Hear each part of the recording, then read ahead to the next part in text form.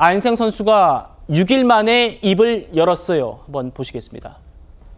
광고가 아닌 배드민턴으로도 경제적인 보상을 충분히 누릴 수 있다고 생각한다. 후원 계약을 풀어줬으면 선수에겐 차별 아닌 동기부여가 될 텐데 모든 선수를 다 똑같이 대한다면 오히려 역차별이 아닌가, 이런 목소리가 연합뉴스 인터뷰를 통해서 나왔습니다. 그러니까 올림픽 금메달 따고 귀국했을 때는 좀 자중하겠다라면서 말을 아꼈잖아요. 그리고 이제 언론 인터뷰를 통해서 이런 얘기를 냈어요. 폭로 처음에는 협회가 선수 관리를 못 해줬다는 쪽에 방점이 있었던 것 같은데 6일 만에 나온 얘기는 좀 스폰서 문제여가지고 조금 의아스럽다라는 반응도 있습니다. 이 파리 발언에서 이 안세영 선수가 내걸었던 하고 싶었던 얘기는 부상 관리, 그 대표팀 관리, 그리고 협회의 행정이었었습니다. 자, 그런데 이제 시간이 지나고 나면서 지금 제가 생각하기엔 안세영 선수가 진짜 하고 싶어하는 얘기에 근접해 있다라고 보거든요. 그 얘기가 뭐냐면은 선수 개개인의 이 후원을 풀어달라는 얘기입니다. 지금 네. 이제 대표팀 배드민턴 협회가 대표팀 스폰을 얻어서 이 대표팀 스폰의 브랜드가 착용된 의류와 경기 용품만을 사용할 수 있지만 이 선수 개개인이 자신의 개인 후원을 할 수 있도록 풀어달라는 얘기고요. 자, 그런데 안세영 선수의 얘기는 조금 더 모순된 측면이 있어요. 뭐냐 하면 계속해서 네. 어떤 이 대의 차원에서 선수들에게 동기부여가 될 수 있게 선수들의 복지를 위해서, 선수들을 위해서라고 하는데 중요한 대목에서는 주어가 빠져버립니다. 이 얘기는 무슨 얘기냐면은 안세영 선수 본인이 뭔가 좀 해야 될 일이 있다는 뜻인데 살짝 연합뉴스와의 인터뷰에서 속마음이 나왔죠. 뭐냐 하면은 선수들에게 동기부여가 될 것이다. 후원 얘기를 했어요. 그러면서 모든 선수들을 동등하게 대하는 것은 또한 역차별이다. 이 얘기거든요. 네. 그러니까 세계 월드 클래스인 자기 자신에게 좀 특별한 대우를 해달라. 내가 원하는 나의 활동, 내가 할 수 있는 활동 범위를 내 마음대로 할 수 있도록 좀 풀어놔달라. 이 얘기이거든요. 네. 시간이 지나가면 조금씩 진짜 본질적으로 안세영 선수가 하고 싶은 얘기가 조금 더 나올 거라고 봅니다. 조금 더 기다리면 정말 안세영 선수가 하고 싶은 얘기가 나올 거다. 자, 세계 랭킹 1위죠. 그리고 그랜드슬램을 달성했습니다. 역대급 성취를 이룬 선수인 만큼 본인이 그 보상을 제대로 누리지 못한다라는 생각은 할 수 있을 것 같습니다. 지금 현행 규정 때문에 좀 그렇다라는 얘기가 나와요. 지금 배드민턴 업계는 계약금 연봉 상한제가 적용됩니다. 그러니까 고졸 선수는 이제 실업팀으로 가게 되면 계약금은 7년 동안 최고 1억 원 이상 못 받을 수 없습니다. 고졸 선수의 첫 해 연봉은 최고 5천만 원으로 제한되어 있습니다. 최병무 의원님. 네. 지금 안세영 선수가 고졸이거든요. 그러다 보니까 본인이 나 세계 랭킹 1위고 이만큼 그랜드슬램 달성한 역대급 선수인데 이것밖에 못 받게 되는 것 아쉽다라고 느낄 수 있는 부분이긴 해요. 그러니까 안세영 선수 개인에 맞춰서 만약에 그 규정 같은 것을 우리가 이해를 한다면 충분히 그게 일리가 있는 건데 그렇지 않고요. 안세영 선수가 세계 랭킹 1위가 되기까지는 사실은 그 무명 선수 시절부터 해서 여러 가지 연습 과정을 거쳐서 1위가 되지 않았겠어요. 네. 그럼 그때까지는 이제 각종 배드민턴 협회에서 협회 차원의 뭐 후원이나 계약이나 이런 것들이 있었을 거라고요. 그러면 그 혜택을 다 받은 상태에서 본인이 열심히 노력해서 여기까지 왔는데 네. 자 이제 그 본인이 세계 랭킹 1위가 되고 각광받는 선수가 되니까 나에 대한 일종의 특별 대우를 해달라 이런 요구 아니겠어요?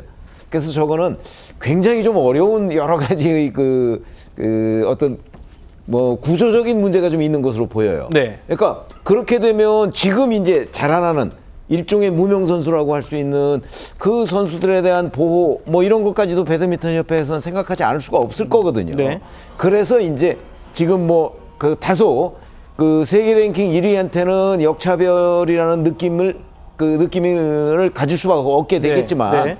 지금 이 배드민턴 선수, 이 국가대표 선수 전체를 감안을 한다면 안세영 선수가 저렇게 계속 주장할 수 있을까 하는 생각도 들어요. 좀 배드민턴 협회 측하고 대화가 필요한 부분이 아닌가 싶습니다. 그렇군요.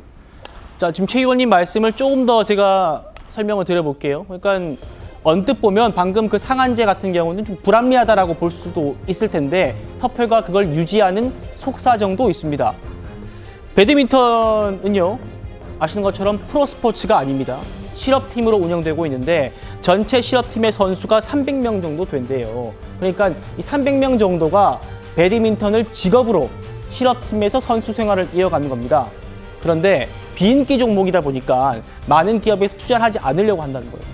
최고 연봉을 이렇게 묶어둬야지만 300명 선수들이 생계를 유지할 수 있다. 이게 협회의 설명인데 김진욱 대변인 어떻게 생각하십니까?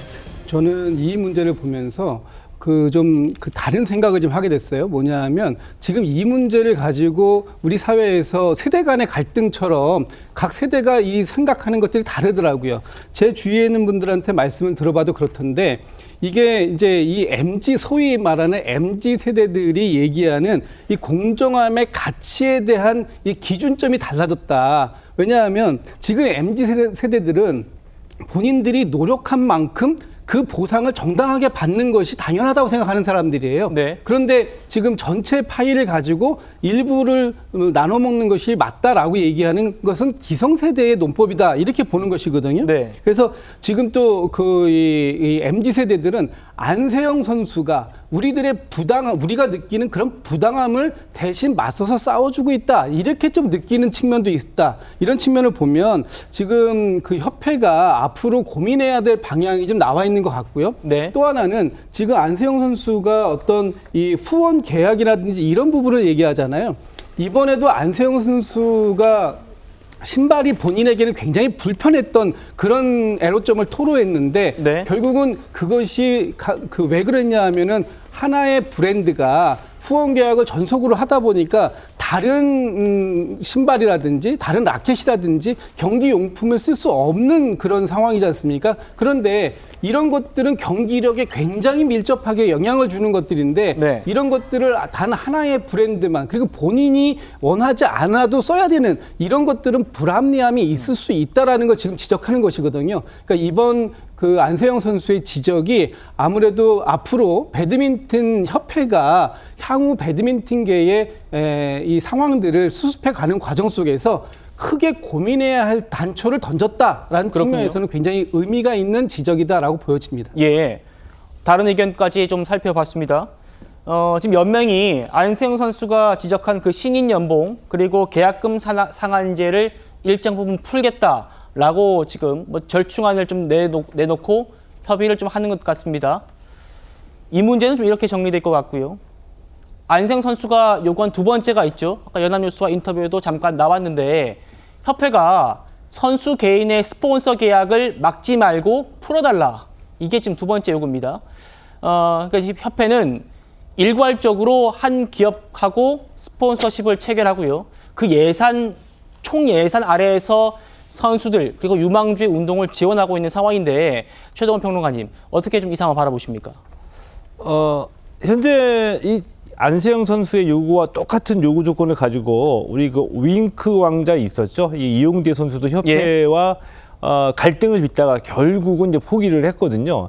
그러니까 이 대형 스타 선수들만의 고충이 있기 때문에 이와 같은 게 갈등이 빚어진다라고 보는데 현행 제도에서는 물론 아주 일부분 개인 스폰의 여지를 허용은 해주고는 있으나 네. 그게 큰 의미는 없다라고 보고요. 예를 들면 의류나 용품에서는 이 협회가 계약한 용품 회사의 의류를 입어야 되지만 우리가 흔히 그 카라라고 얘기를 하죠. 오른쪽 카라에 단 한 개에 한해서 개인 후원을 허용한다. 라는 얘기이고요. 그것도 동종업계, 그러니까 배드민턴 용품 업계의 후원은 받을 수가 없게 이렇게 제한을 해놨습니다. 네. 이것이 안세영 선수 입장에서는 굉장히 좀 답답한 일이겠죠. 근데 우리가 이제 곰곰이 생각을 해봐야 될 게 현실적인 문제인데요.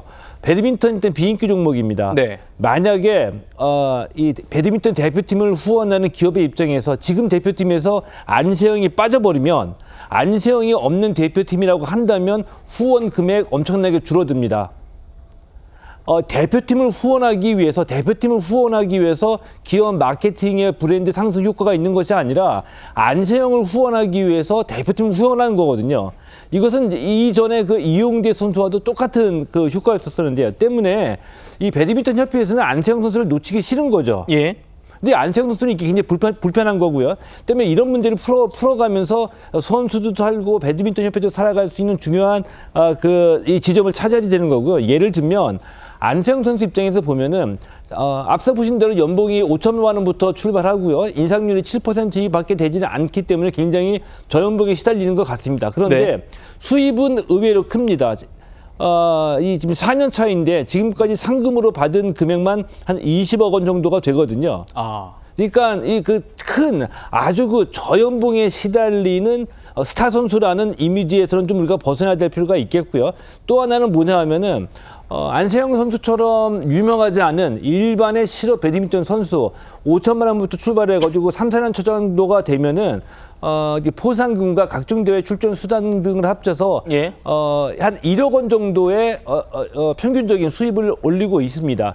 그리고 우리가 한 가지 알아야 될 게 올림픽에서 우리가 이제 환호하는 양궁도 마찬가지고요.